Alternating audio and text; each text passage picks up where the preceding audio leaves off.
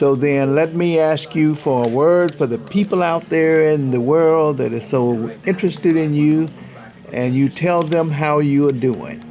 This is Amelia Boynton Robinson.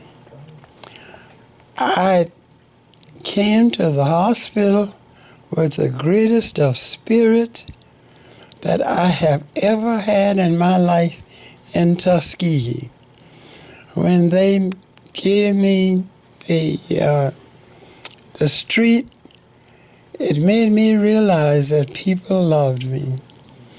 And it made me feel that I am much more inclined to ask God to continue to have my life in such a way that that little leaf that is still, it is alive to give me what He wants me to do. Now, many people have gone on Facebook and YouTube and talked about how much they love you and how much they are praying for you. So what do you want to say to those people?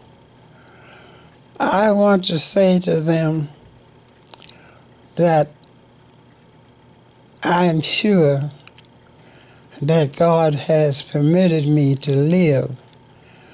To those people who have lifted me up in love, and with those people who have supported me in the things that I've tried to do.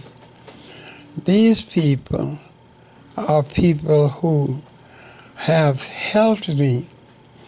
And I was just thinking no longer than today, in fact, every day, I think about, dear God, have I made any mistakes today? Is it anybody that I dislike? I can't find anybody.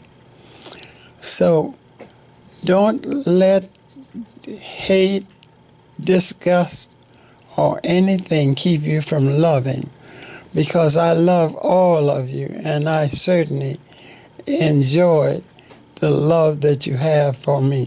And I want you folks to keep on praying, because nothing is impossible with God. All right, and here's a shot of sugar for all of those people who can't get to you. Oh, yes. All right. Yeah. Did you guys hear that, sugar?